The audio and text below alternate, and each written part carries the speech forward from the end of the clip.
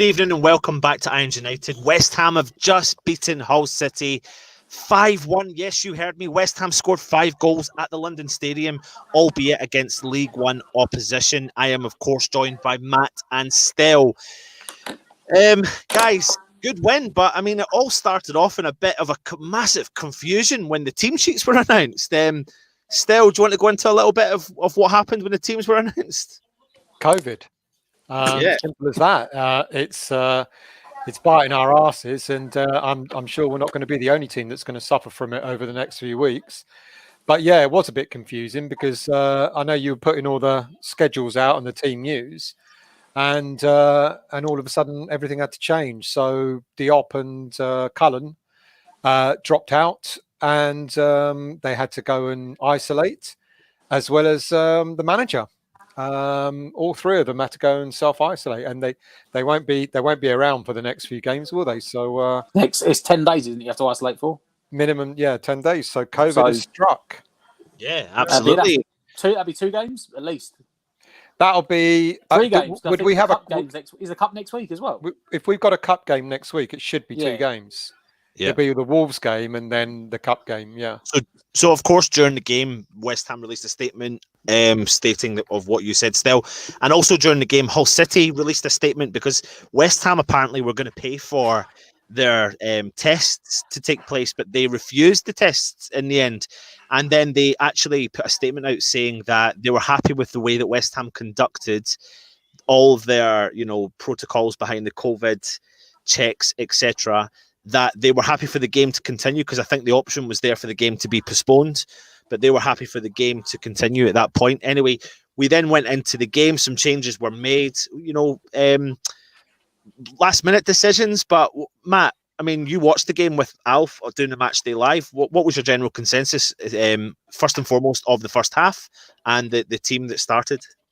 I suppose on the basis of it, he made the right choices. He did have to wiggle around the back 4 because I think originally Alessi was going to play at left back, and he had to switch it around. And Johnson played left back, which we know he can play, and he played well there. Alessi looked as good as you said he would, playing centre back. And the young kid, Ashby, coming at right back, and he looked solid at right back as well. Yeah. And he had a good first half. The first half, I mean, there was really about a 3 or 4 minute spell in the middle of near the start of the first half when Hull dictated the ball for a bit.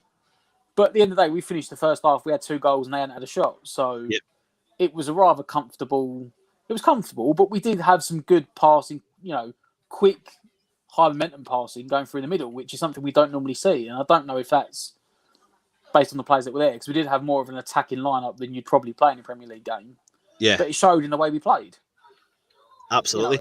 Still, I mean, yes, again, I always say this when I do these shows, and maybe I need to stop doing it, but with respect of the opposition, midfielders, Yarmolenko, Lanzini, Anderson, even Wilshere tonight, they all are stating a claim, aren't they not? I mean, the midfield are full of confidence. Again, 2 cup competitions. It was an exciting midfield, wasn't it?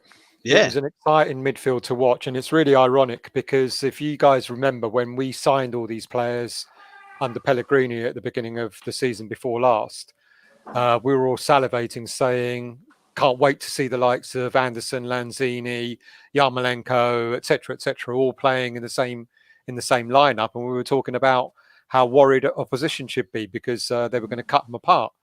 It's taken a year and a half for that to happen. And everyone's going to say, I know it's against Hull and it was only against Charlton, so you can't compare, etc. But it kind of shows what these players are capable of doing when they're played in their right positions, in the right formation, and they're given the freedom to play. Massive difference. Massive difference. It really is. I mean, we've got myself and Matt. We've done the preview of this game, didn't we? And we were looking at the options that we have in midfield. Let's just take a quick look again with the options that we have got in the midfield.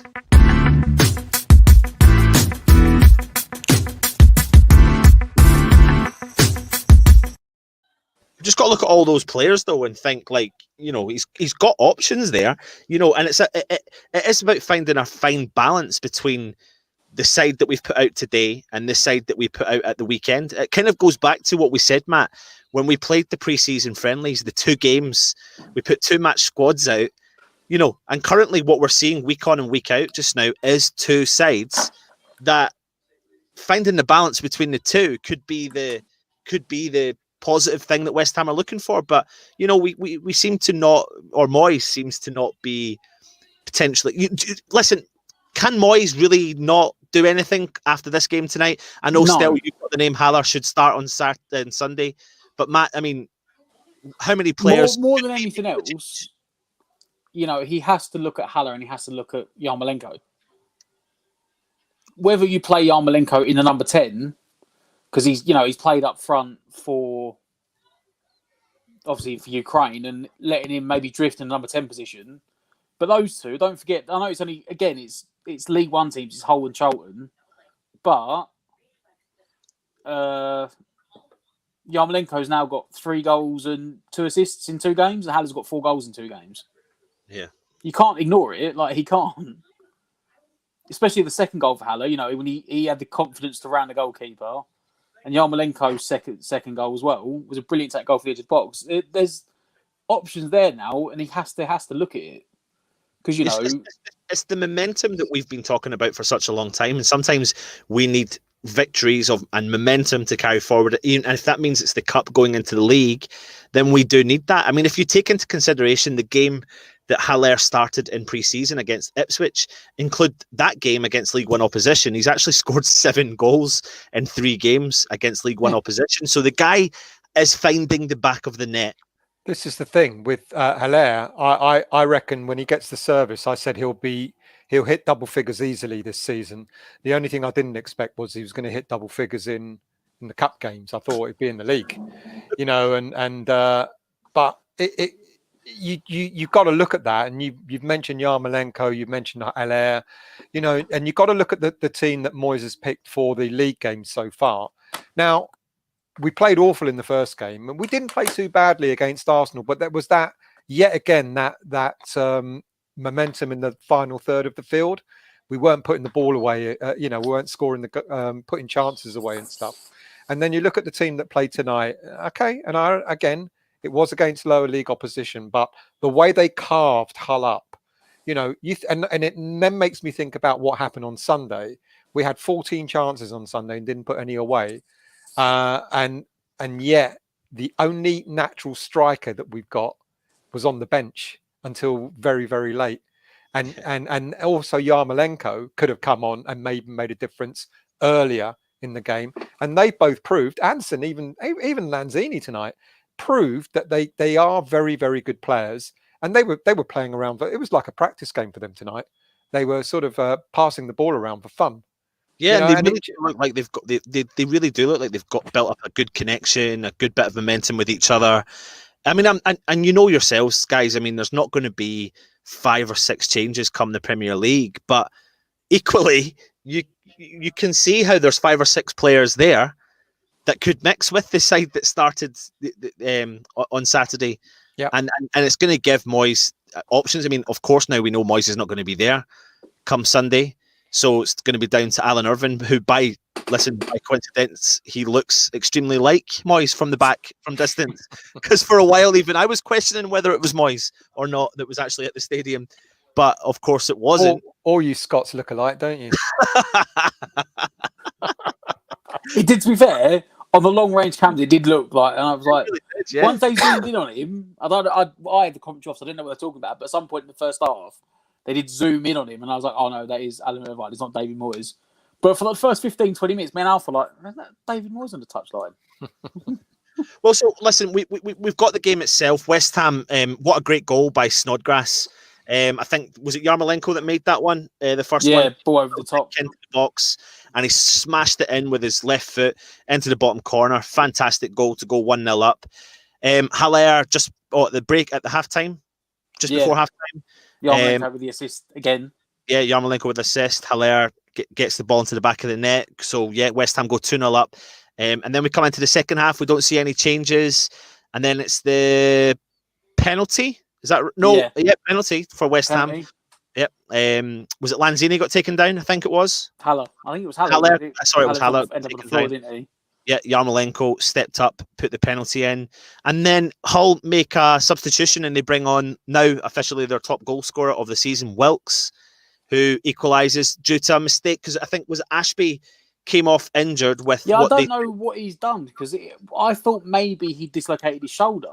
I think he's dislocated something in his hand. But yeah, when he went off, like a couple of his fingers did not look; they were facing the right direction. Yeah.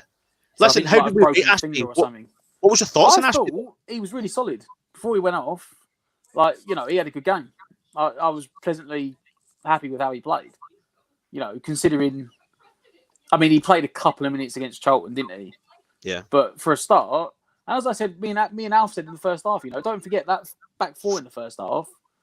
Technically, the unexperienced player is Balbuena because you had Ashby and then Alessi in the middle and then Johnson at left back.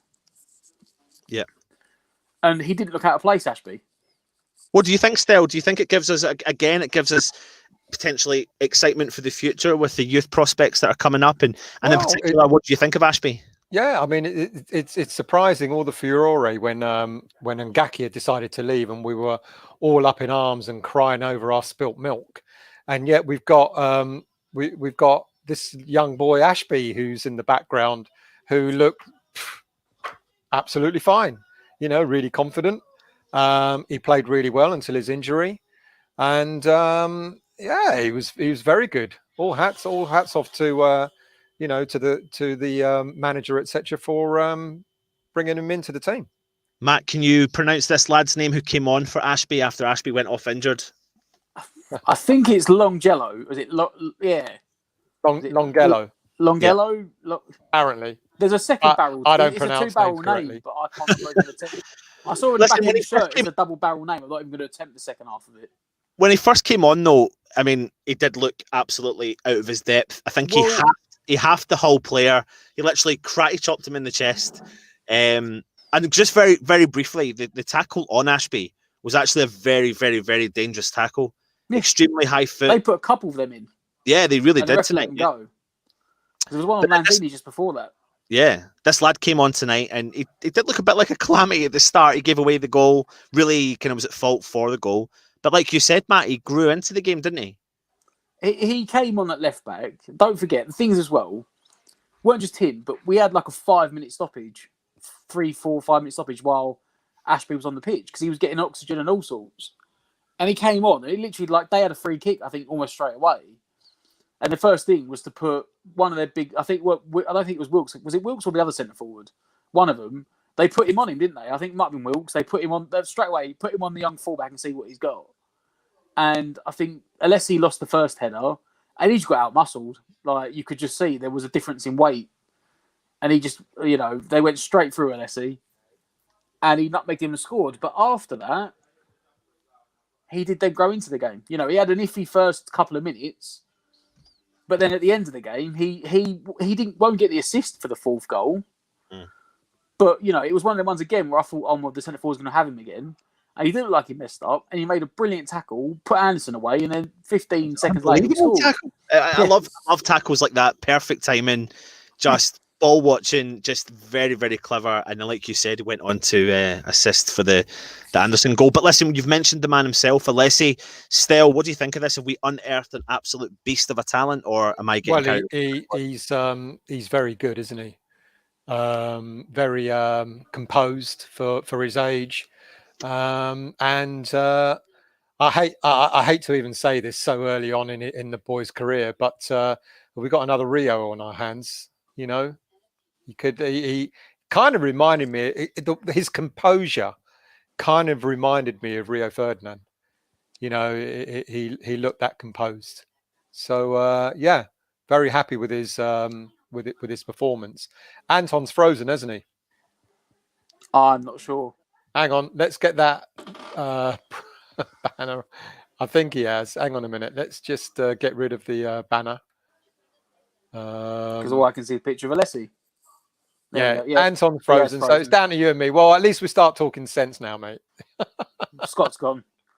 I thought to stop running his wheel of his internet and it's cached. I thought Alessi looked really good. What about you? And What do you make of him? as I said, that starting back four, the three kids, like, it didn't look out of place. Yeah. Unless he looked, you said, the composure as well and his reading of the game. He reminded me of Declan Rice, to be fair. Like, it wouldn't have surprised me if Declan Rice was playing it. The way that he, because Declan Rice is the same. He's very composed on the ball. And that's why he got moved forward to centre mid, because he did break up the play and he could pass. Yeah. Yeah. I'll be honest, the guy that surprised me most at that back four, I don't know if that sounds well or not, was Balbuena. Yeah. Yeah, I agree. Because, some of the games last year, he was absolutely awful on 6 and 7s. I don't know if it's the players that were wrong around him. To be fair, I was about to say that comment said, why would you go auction for a broken finger? It was more than one. Really? It looked from because he was moving his arm and he was doing this, but he was holding I don't think it was his wrist, but he had about 3 fingers facing in the wrong direction. Oh. If you saw the foul, they were both 5-6 foot up in the air, and Ashby clearly was going to win the header, and the other guy's just committed and gone straight through the middle of the air, and then they tangled up in the air, and Ashby fell on top of him, and I think maybe his arm got caught underneath him. But well, at least it's only fingers. He can still play when they strap that up. I was going to mention about Longello, who came on at left back. His main position. I think a couple of the guys said he looked really uncomfortable. A little bit nervous. But his main position in the team is left midfield. So I was saying to Ant, just between the two streams, I said to Ant that if you go on Sky Sports Soccer Centre, their app, and you go down to the players for today, you clicked on Longello, it lists him as a striker. Well, I've got here that he plays left midfield and he plays left wing back or left winger. So anywhere down the left-hand side, yeah. But yeah, he had a couple of bad minutes. Ant reappeared and then disappeared. And he's reappeared. Anton's struggling, so let him struggle for a minute. His poor old Scottish internet. So we got the we had the penalty, which I would say it should be given more. I was quite surprised it got given in a cup game against a lower league opposition, because it was one of the ones where they were both grappling each other and Haller just wasn't going to stay on his feet. Haller went down. The ref gave it straight away. And the defender knew straight away, because while me and Alf had the sound off and we're trying to work out what's going on, and the defender's already rung up trying to protest himself. And then he said they got back in it, which was, Longello had a couple of, but to be fair, it wasn't just him. The injury and the gap of the 4 or 5 minutes, for about 5 minutes, Hull were giving it a go, and they were the better team. The injury to the kid at right back, and then the change of the left back, where they switched the fullbacks round to move Johnson onto the right hand side, did disrupt the team. But for a couple of minutes, and all of a sudden they remembered, oh yeah, we're 2 leagues above them, and we've got all this quality, and they started passing the ball again. Exactly doing what they'd done in the first half. Yeah. And at that point, they're chasing the game, and we just tore them apart for the last 2 goals. We've got a lot of Yarmolenko fans in tonight. Volodymyr, if I got that correct. Yarmolenko, top game, one of the top players in West Ham. Who was your man of the match tonight for West Ham? You know what? That's actually really hard. Because the only guy that I think I wouldn't keep Longello in contention, because I think he looked all right when he came on, but he did struggle to begin with. I think Randolph wouldn't, because I think he had 1 shot on target and he conceded it. No, so he had 2 shots on target. He conceded 1 of them. But you could probably have given it, and it's trying to talk, but it sounds like William Jack's not in properly. Yeah. You could have given it, realistically, to any of them, I think. It's not, Johnson played well, Alessi played well, Balbuena played well. Even Wilshere and Snodgrass sitting in the middle, the midfield too, played well. Well, I was going to ask about Jack. What did you make of his game tonight? First of all, shout out to Jack Wilshere, because he played 95 minutes. I didn't know he could play that long. I honestly, when he got towards the hour mark, I kept looking at the bottom of the screen like, I don't see anyone warming up yet. Surely he hasn't got much longer in him. Yeah. I would say, me and Alf picked this up very early in the first half. He doesn't like a tackle anymore. You're not going to, are you? When you've been out injured as much as he has. He was pulling. But as Alf said as well, they always say, a half tackle, you're more likely to get injured than a full tackle. That is true. And he That was is always true. getting there, that slightly bit too late, and he started pulling out. But having said that, when he did get on the ball, what I've always said this. I've said this every video that I've talked about Wilshere. His technical ability has never been in doubt. It's his ability to stay on the pitch. Yeah. And Yeah, again I today, totally agree. his interlinking play with Lanzini was fantastic. But it doesn't look like he's going to force his way into the team, into the starting Well, no, lineup. me and Alf spoke about this before the game on the other video, and we both said, and I said, today's game was probably last chance saloon for Wilshere, and it is, because don't forget, he's in the last year of his contract anyway, and it's, does he do enough to warrant keeping around the team, because he might do a job coming off the bench for 20 minutes or half an hour where you need to try and lock a defence and you're trailing. There is an awful lot of talk about or is he going to go out on loan, because no one's going to sign him. Well, that's the rumor, and apparently whether he goes out on loan or whether we sell him, West Ham United are willing to pay at least half his wages. Yeah, and that's the exact same point I made to Alf, pretty much. Yeah, so that's even if we sell him. I don't think we would, but even if we did, we'd still compensate 50 grand a week. If we sold him, actually sold him, and we actually got money for him, it would be an Oxford deal.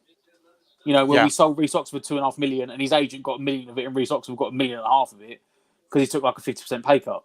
If you got any money for Wilshere, Wilshere would get the money. I said to Alf at the start of the game, I said, this was probably put him in a shop window. Yeah, to go to a team where they will pay him 40 grand a week, and we will pay him the other 60 grand a week for the rest of this year. And it's same as Roberto.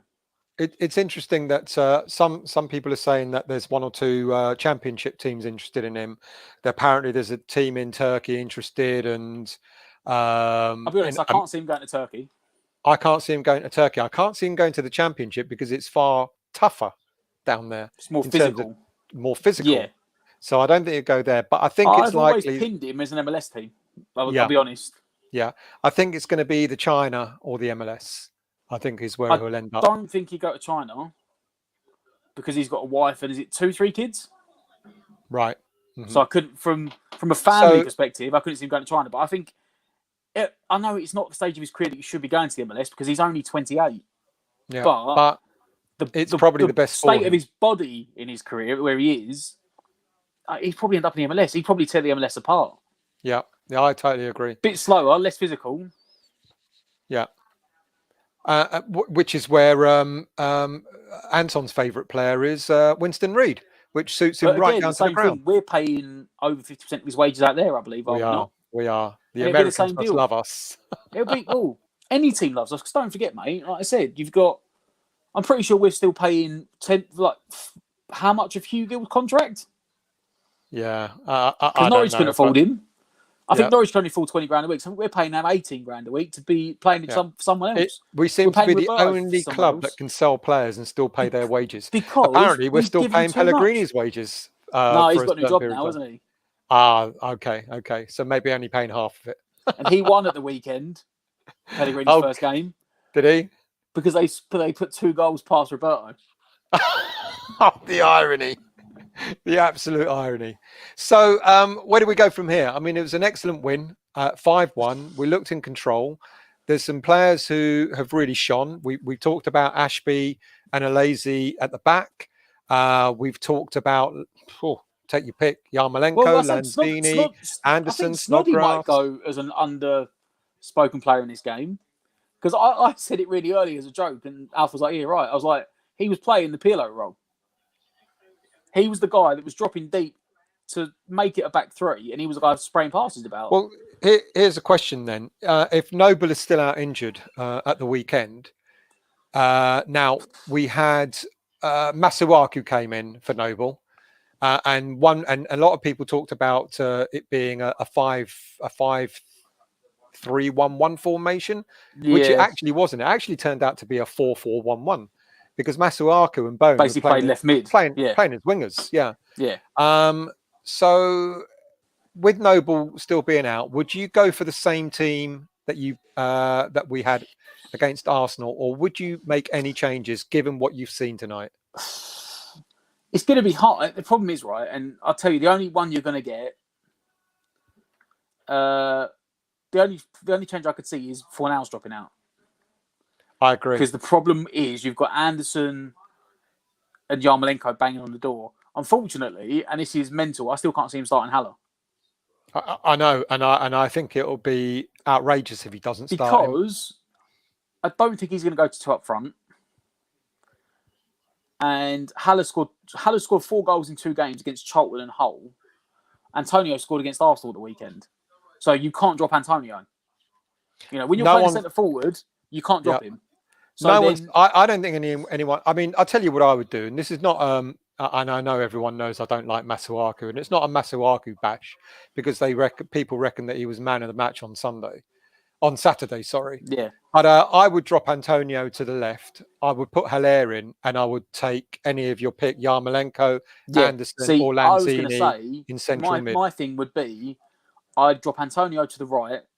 I put Bowen on the left, just because that's on their natural feet. Although they can interchange and swap at times, so it doesn't really make a difference. I would put Haller up front and Anderson at cam.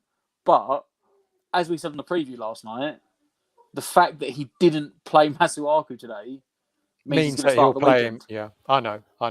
So that's why I said, unless he goes 4-4-2. Well, yeah, but this isn't a Masuaku show, and I don't want to, because I'm only going to. You're getting upset already. I know, but let's have a look at some comments. Moyes hates Haller. Moyes has form for hating players, and Anders at Man U and West Ham. Yeah, that's quite a good point. To be fair, the Hernandez thing I think is a bit weird. I mean, I don't know about at Man United, but at West Ham he could.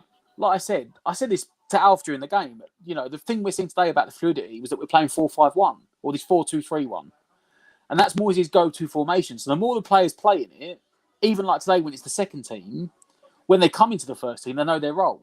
We had too much under Bilic and Pellegrini, where 1 week we play one formation, the next week we play another one, then the week after that we play a different one, and you've got 4 or 5 formations going. No one knows what they're doing. Yeah. So everyone comes in and they know their role. But Hernandez was never a lone centre forward, was he? So he was never going to get played. And this is why Haller's not playing as well, because he won't. But he showed today that he can do it. So today, when I was looking at the game, when I got the link on quite late, and then I watched the second half as well, the attacking players were very close to. They played very close to him. So he had that constant support. But whereas that's not the way we play in the Premier League. That's the unfortunate thing. I don't know if you saw in the second half, Hull nearly scored. They had a chance. They cut it back, and Anderson was one tracking back, and he just put his foot through it and cleared it. And all of a sudden, the cameraman had to catch up, and Haller was running down the wing. That's right. I saw chasing the ball, and he held it up, and he laid it off, and we should have got a goal out of it. And it's that sort of play that goes round to shows Moyes, no, look, I can do the running the channel and holding the ball up. And it's almost like I said, me and Alf said, before the game, when the game started, it looked like, obviously it wasn't Moyes, I didn't notice at the time because they didn't announce till in the middle of the game that he wasn't there. It looked like whoever was in charge of the game today turned around and said, there is places up for grabs. You need to play a winning. This is your chance tonight to do it, because everyone seemed up for it. Anderson seemed up for it. Haller seemed up for it. I haven't seen Haller run as much as I saw him run today. He looked like he enjoyed himself tonight. Yeah. In fact, do you think maybe Moyes has decided we've got 2 teams? We've got the cup team and we've got the league team. And he thinks that perhaps a little bit more gung-ho in the cup. Hence the likes of Anderson, Lanzini, Yarmolenko and Haller all playing. They're all flair players. Whereas when we're playing in the league, he wants the grafters, doesn't he? Because Bowen is a good player, but he's a grafter. Antonio is a good player, but he's also a grafter. Do you think maybe that's the way Moyes is that Moyes' mindset? We did speak about this yesterday, or the preview about 2 teams. We did say we only had 4 pre-season games. Normally, you go away for 4 pre-season games, and you come back and do like another 4 or 5 games. It was a 6-week turnaround from the end of the season to the start of the season. So he's almost used the League Cup as an opportunity to get everyone else fit. Because we're back to 3 subs again. You can't play. Don't forget, I think we've still got another game. Is it Tuesday or Wednesday next week? Is the next round of the Cup? I think it is, yeah. Against Everton. Mm-hmm. So at the moment, we're playing 2 games a week again. So if he can split the team in 2 and go, that's the Premier League team, that's the Cup team for the first three or 4 weeks, when we've got this horrible run of fixtures, and he can say to people, go and play and show you deserve a chance. Well, this is And an interesting point. Once the horrible run finishes, because let's be honest, regardless of how well they've played, Moyes will not go gung-ho against the big teams. And the fact we played the top 6 in the first 7 games, but here's an interesting he was always point. going to sit back. Next week, when we play Everton in the Cup, it's going to be interesting. I'm guessing he'll use the same team, more or less, as what he's done tonight. Yeah. And if we do really well against Everton, that is evident that these players are really up for it. Yeah. Obviously, it's going to be a much tougher test.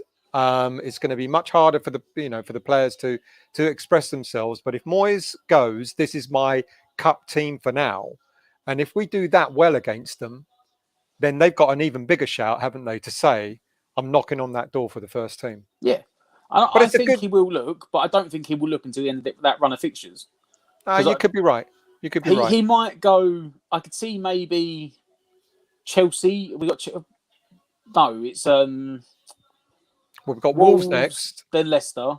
Mm-hmm. I could see him maybe playing 2 up front against Leicester, and then you've got Liverpool, Man City, and he won't play 2 up front against either of them. You know, he didn't play 2 up front against them in the first place, did he? In the first games, he played. No, he didn't. Yeah, 4 centre backs or 5 centre backs, or basically something stupid against Man City the last time. Yeah. But after that one, and we still got trounced. We then get the winnable games. So it's like, go take the cup competition, go get yourselves fit, go get your momentum and form. This is our mistake. The winnable games are the games that we don't win. That's been the problem. You know, this will come down to when we get to those games. Does he then pick the better players? Well, because it does feel like he did. Don't forget, he did that with Bowen, didn't he? We had the hard run of games. He didn't play him. He didn't start him until we finished the hard run of games and played Southampton. He started him and he scored.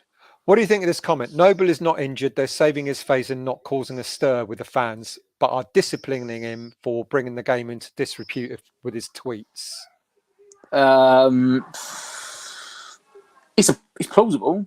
It's, because he had a toe injury, did he not? Did he have a toe injury? Apparently, yeah. Which are the same as what Tarkowski's got. Yeah. Apparently. Yeah. But Tarkowski's coming. That's why he's got a toe injury. It is possible, and it is possible that they've done that, and it wouldn't surprise me in the slightest. But you know what? Yeah, because they would. I was about to say I'd rather they come out and say it, but they will never come out and say they've disciplined Noble for it, because that will literally, might as well chuck some petrol on the fire if you come out and do that. So you know what? That's a fair shout. It could be, but at the same time, no offense, it's probably a blessing in disguise. Because I don't think you've got the same performance against Arsenal. It gives us the opportunity. I totally agree. And we all love Noble for his service and everything, but we know I think he's in his last year of his contract as well. He is. And we do need to say 34 when that runs out. And we do need to start looking at replacements. And I know a lot of people are talking about Cullen, but there are other players in that team that need to start staking a place. In his place. Snodgrass, he's 32, so you can't say he's his long-term successor. So one of these players in the team has got to stake that place, stake that claim, haven't they? They have, and it is one of the ones, but it depends what position he wants him for. Is it for the number 10? Because we've got plenty of them already. Plenty of them. We've got Lanzini, we've got Anderson, we've got Yarmolenko. You've got Fornals that can all play number 10. And this not just play there, they play there very well. And this leads to this comment from Andrew. Allaire gets support, and abracadabra, he looks like a different player. And this is what he had tonight, isn't it? He had that support from those people running off him. And not just the point I made in the first half as well. It wasn't just people running off him. It was people running behind him. So he was occupying the centre-backs, and then Anderson, Yarmolenko, Lanzini were all taking it in turns to run behind him into the space that he made. Whereas you go and watch the game like against Arsenal, I guarantee we'll go play Liverpool and Man City.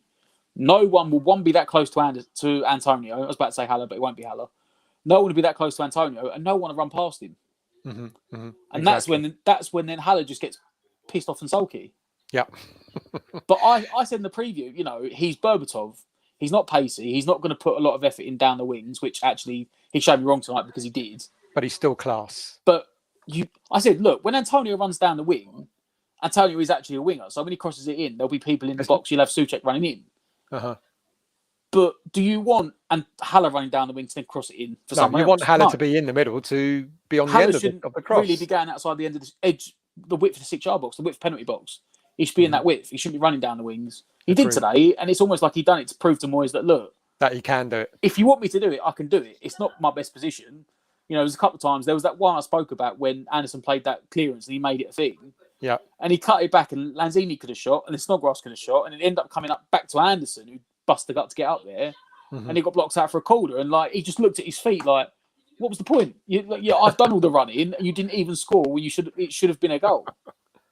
Comment from Daniel. I think tonight Moyes wanted to test Alese to see if he's as ready as we all think he is. Well, mate, he ready? put his hat in, didn't he? Because don't forget it, I think Diop might miss 3 games. I don't know what the fixture after is, because 10 days from today is Saturday next week. So if it is Saturday next week and he's trained on his own for 10 days, he's not really out of the house, is he? So he won't even be fit. He won't have played 10 days. I can't see Diop playing that game either. Yeah. So you've got a centre-back option up for the next 3 games. Yeah. And it looked like, as you've said, he looked better than Balbuena tonight, didn't he? But it'll be one of them to start. And the one that doesn't start should probably still be on the bench, because you always have a centre-back on the bench. Yep. Andrew says, can't get carried away. Hull were pretty poor. Real test is Wolves. Need to get a win. With these same players, need to show up. Yeah, it's going to be hard to show up when they're not on the pitch. Well, that's what I think too. That's what I think. It's going to be hard. Sorry, Andrew, but I think the same thing. Good evening, Foe. Moyes needs to start. I'm going to point out that we haven't scored a goal against Wolves since they got promoted. Since they got promoted, we haven't scored a goal. Which is why, if you can see my title, Haller should start on Sunday. Foe, Moyes needs to start Anderson, Haller, Yarmolenko and Lanzini in the Premier League, which is what we've just been discussing. If he genuinely wants to win any games in the league, he needs to match winners as well as grafters. Good point. It's true. Yeah, that was what we've been saying. So you're dropping Bowen. I wouldn't. Yeah, see, this is the thing. For me, out of those players, Anderson, Haller, Yarmolenko, Lanzini, I'd certainly want to see Haller start. I'd like to see Anderson be given a chance, but I can understand why a lot of people wouldn't want him to. But for me, if I was going to change anything, and who am I to say, I agree with you about Fornals. I think Fornals should drop out, and I think at the very least, Haller should start on Sunday. But we know that, as you said, mate, we know that's not going to happen. No. We know that's not going to happen. So what else we got? Happy Hammer. I think we're all happy hammers tonight. Everyone looked really motivated, like they wanted to play for the shirt, and that was the most impressive thing out on the night. As I totally said, agree. We noticed it early. I said we noticed it the first 15 minutes, and like I said, it's almost like, I don't know, was it Irvine or Nolan in the dressing room before the game turned around and said, there is places in this starting lineup available. You need to show that you're worth it. And everyone went, because, like it is. I said about, sometimes we don't have the strength in depth. And, back in the day, like in Bilic reign, you could pretty much 1 to 11 name the starting 11. Mm-hmm. We knew it'd be him. You talk about the attacking players. You look at that front 4 today, none of them started against Arsenal. So all of a sudden you have options. I think Truth Baxter's saying what you've said, mate. I think Moyes is using the cup games to decide what his first team is going to be. So kind of agreeing with you there as well. That front 4, if you took out Wilshere and Snodgrass and dropped in Rice and Souček, that would be your midfield. You could have that as your midfield attack in the Premier League game and you wouldn't bat an eyelid. That you wouldn't, would you? And I think that would scare some of the opposition. All kids done well apart from the goal, and Ashby and Johnson looked a different class. What do you think of? We haven't mentioned Johnson very much. Didn't need to, but that wasn't that. I haven't mentioned him because it was a bad thing. It's just because, he had that one terrible game against Brentford when he almost scissored the guy into the stands. But I think it was unofficially spoken that everyone was throwing their toys out the pram because of Diangana. But he didn't look out of place. He played left back and right back. He played left back for 60 minutes, spent 5 minutes stand on the sideline while Ashby got sorted. And then they went, oh, yeah, go play right back now. And he looked exactly the same right back as he did at left back. Yeah. Arrived. Will Moyes again play a second team in the league against Wolves, or play a team that work hard and bang out a result? So arrived, are you saying that the team that played against Arsenal is the second team and the team we saw tonight is the first team? Because it's quite interesting. As I said, the front four, you could argue, yes. I would still say I don't think you'd see Yarmolenko start in the league. I don't think he's got the legs to do it. I agree. I think Yarmolenko's a really good impact sub, but the subs have got to be given time to play. Lanzini, Anderson, Haller, Bowen, I could see starting, or Antonio, and Bowen comes off the bench. Rice and Souček holding. I think Johnson should be starting right back. And let those front players do the business. Yeah, I think you're right about Alese. I think you're right about Johnson. I think they're gonna carve their way into the with Johnson the first 11, but with Alese probably in the squad and use the times. I think, like you said though, it just shows you, like you said, we all not as much as we did for Diangana, but we all threw our toys out the pram when Ngakia walked away, and he gave the interview. Was it last week with Sky Sports when he turned around and said, "I left because I wasn't going to get first team football." Unbelievable. And we were all like, "What are you talking about? You were the first choice." Exactly. But then you see what Johnson's doing, and then you see they've got Ashby behind him, and you go, "Well, yeah, maybe he wouldn't have been guaranteed," because we were all thinking, "No, he's guaranteed." And then Johnson stepped right back in, and not only that, he played left back and right back. Yeah. And then you see Ashby behind him at right back. Ashby looked good. He did look good. Daniel, almost like something is going on behind closed doors that we don't know about affecting morale. Takeover? Well, if you've seen some of the shows we've done recently, Daniel, I think you watched it at the weekend talking about a takeover. This takeover thing, I think some of the gossip that's coming out now is maybe West Ham might go down the route of Newcastle, where what's his name? Mike what? Mike Ashley, ironically, has taken a back seat from the football. He's actually got now a structure in place and said, like a director of football, and said, "You manage the football side. I'm just taking a back seat." And there's talk. They should have done 2 or 3 years ago. There's talk. Don't quote me on this, but they may decide to move Dame, what's her name, to a non-exec role and bring in Brady. And bring in someone to manage the football side of business, which they should have done it. They should have done it 10 years ago. They need a chief executive. Yeah, and they need a director of sport, director of football. Now, don't quote me on this, but that is what I think that might be an appeasement to the board not going because when it comes to a takeover, when it comes to a takeover, it takes ages. It won't be done overnight. 6-9 months, a year, if not more. Yeah. So, but that might be the appeasement to the fans that. But get a director of football in that is actually a director of football, because I made this point about Huzilios. A director of football should be hiring the manager. A director of football should be signing the players. Not the other way around. The manager brings in a director of football and goes, right, I'm going to run the financial side of things. You're going to run the direction of the club. And then the director goes, okay, well, I want to go, I want to do the Leipzig model. I want to bring in young, hungry players from and try and breathe through the academy. But I want to play this style of football. And then he goes, okay. And he writes that down and he goes, okay, I want to bring in a manager and players that play to the way we're going to play. Whereas when we brought in Huzilios, Dave Sullivan was like, oh, yeah, look, I told you director of football don't work. Look at the crap he signed. Yeah. You didn't bring in a director of football. You brought in fucking Pellegrini's best mate and went, yeah, just sign who you want. And then when it all blows up, I can go, look, it was him over there. He signed them all. But that's not a director of football because you let the manager choose him. We really messed up there, didn't we?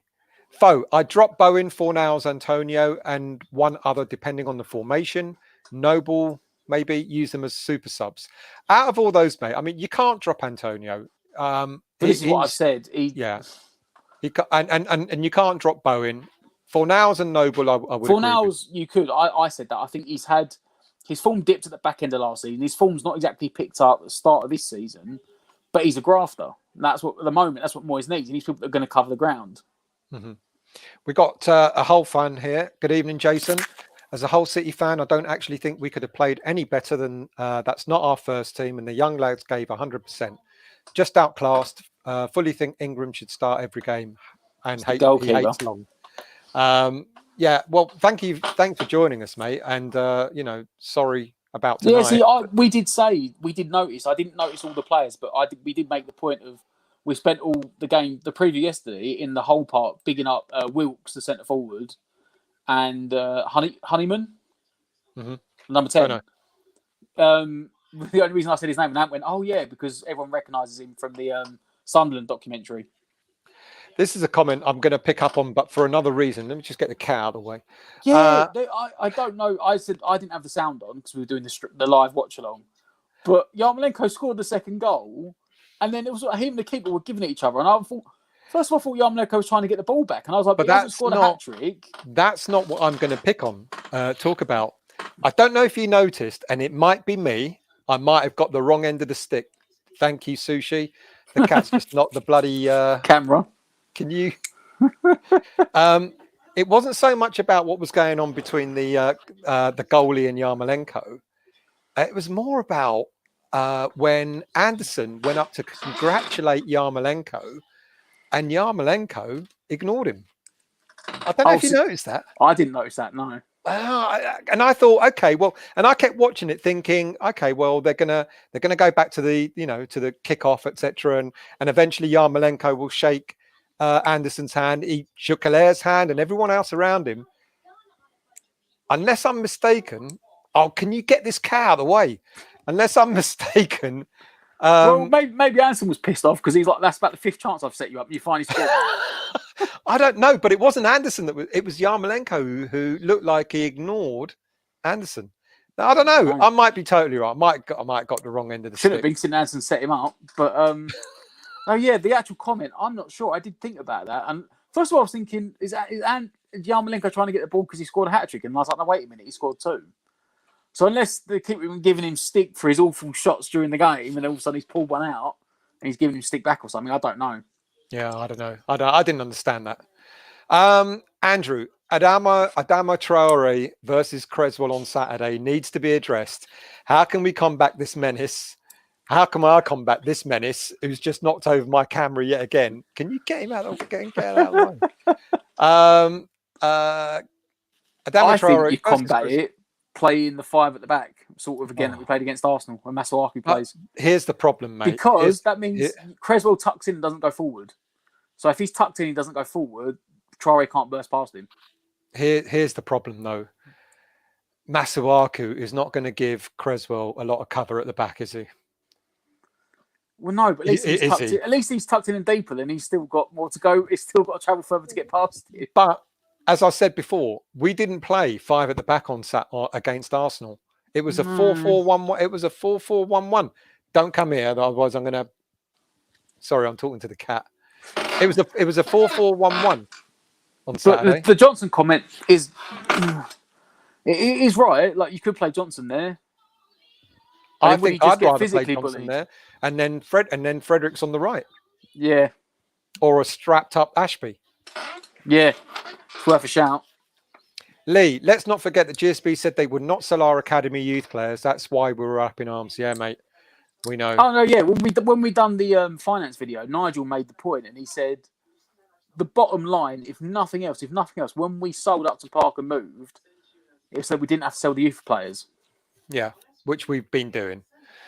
A question to you all: how would you all feel if we changed our name to West Ham Irons United? So let us know what you think about that.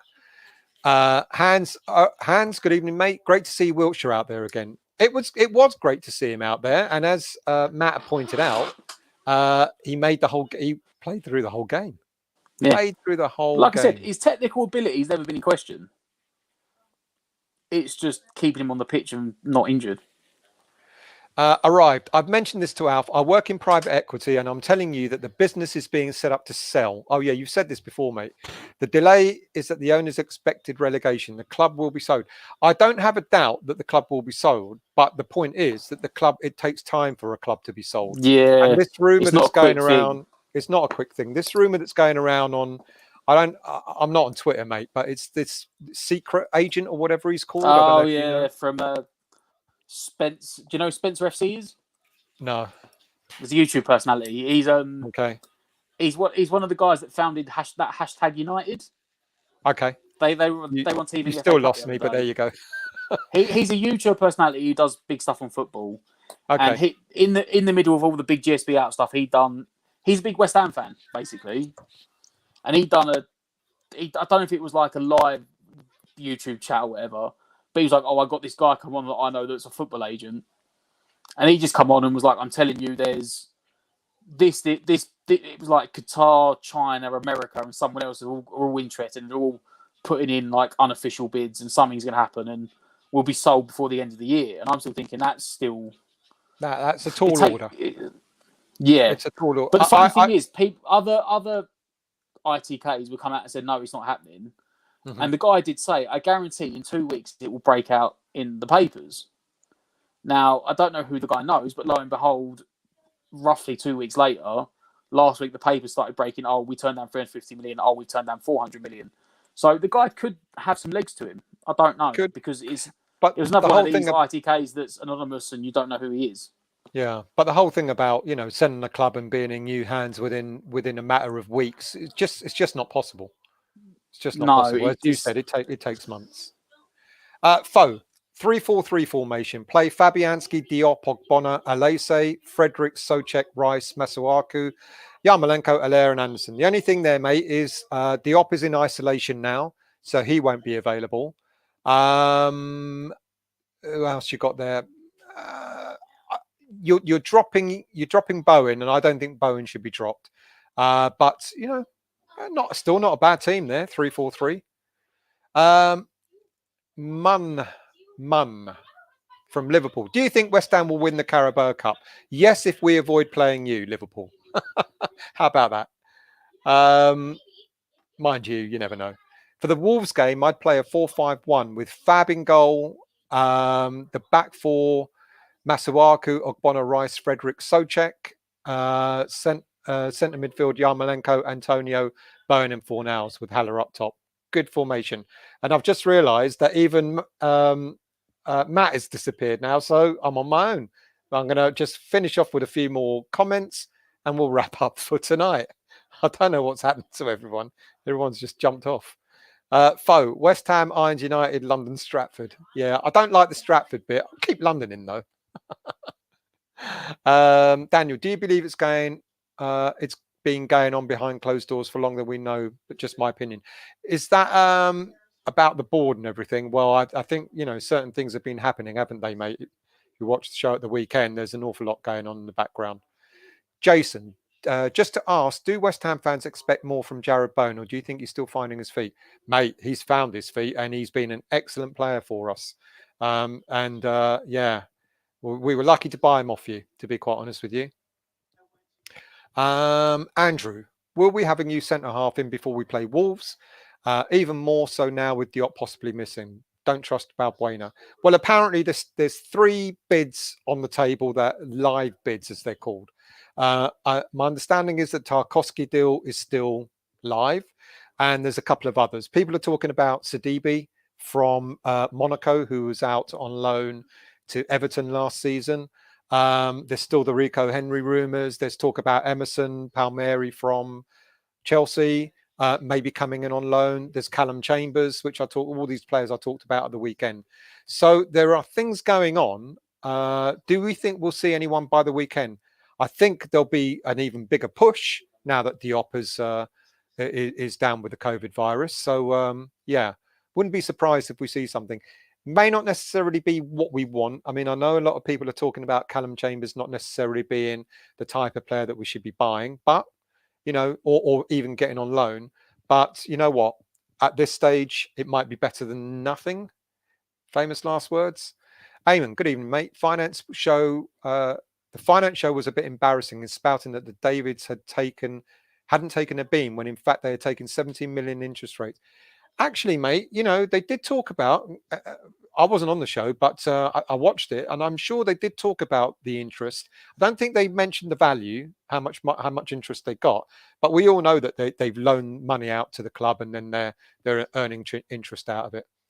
Arrive. I'm only speaking to structuring and preparation. Debt reduction and owners' debts have to be eradicated. New owners want previous owners away. You're missing the point. They are taking their names out. Okay, mate. You may be right. I don't know enough about these things to say otherwise. Are you back with us? Yes, my phone died.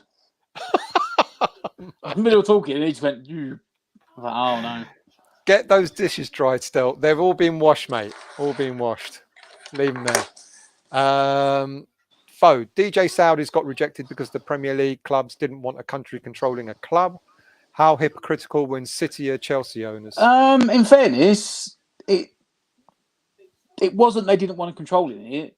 They wanted to know who was controlling it, and they wouldn't tell them. If you go back and read the official EFL's response to Newcastle, they said they presented the consortium with that's fine. You're the Saudi Arabia, was it Public Interest Fund or something? It's called the PFI, Public Fund of Interest or whatever. Public Interest Who Fund. was behind it? They didn't know. Yeah, and they said that's fine. They said who's going to run the day-to-day controlling of the club, and they wouldn't tell anyone. And they said they gave the opportunity to come and present it, and they said, well, you can appeal it and bring the people there, and they declined. Last couple of comments before we go, mate. Smalling, would you have him in? If we're desperate last minute, yes. But I like Smalling. I think he would be an excellent addition. It's just wages again, because I know he'll be on big wages. So if it gets to like the last couple of days of the deadline and Man United haven't got rid of him, I think he's a good player. Right, last comment. Apparently you're wrong, Matt. No, it's there. If you go back to the official was what the Premier League said. That was their official. Whether that's real or not, that's what they said. Obviously, I didn't follow it. We all know full well that it was a big thing about broadcast rights because the international whatever basically said, look, that Saudi Arabia are backing the dodgy. Not Cody Box, but basically it was that were hacking off BN Sport, which is it Qatar or Dubai, which is the main international. I think it's Qatar. BN Sports, yeah, they're the main international. And basically they said Saudi Arabia were backing this piracy company that were racking it off, and it clearly was that they were like, well, we can't have that when we're going to lose all the money. But what they officially came out and said was that they didn't give them. They wouldn't say who was giving the day-to-day running of the club, and they asked them to present it, and they wouldn't do it. Okay, I think we're going to finish off there. There's a few other things about best show in town. I totally agree with that, and a few others. I don't agree with Alf being the governor, but there you go. And there's more about the ownership and comments about buying the club and a few others. But we're going to leave it there because it was meant to be a West Ham v Hull. Well, I've been on 3.5 hours now. You have been. So let's wrap it up. Last thoughts about the West Ham v Hull game? I know people say it was only Hull, but the foundation and the attacking play was there and the attempt was there. The effort was there. And again, it's one of them potential banana skins that we would normally 100% lose and we come out and play well and score some goals. Yeah, I agree. Take it for what it is. And for me, I think Haller should start, as I've said. I think if we, it's really ironic, just because Moyes came out in the press conference after the Arsenal game and said, with all those chances, our strikers should have put a few more away, or he said something to that effect. And I said you should have had him on the pitch, mate. So there you go. Anyway, we'll leave it at that. We'll see you all. I don't know if what's happening during the week. I don't know if Al's doing a show or if we're doing anything else, but we're doing a preview on Saturday for the game on Sunday. Obviously, I think we're doing a watch along Sunday. Yeah. We're doing a watch along. So my show won't be happening until Monday, and I don't know if Al's doing anything between tonight and Saturday. But watch out. So if you guys subscribe, you'll know straight away. You'll get that irritating before me. beep. Yeah. And thank you all for watching. And 5-1 win. And what more can you ask for? See you all soon.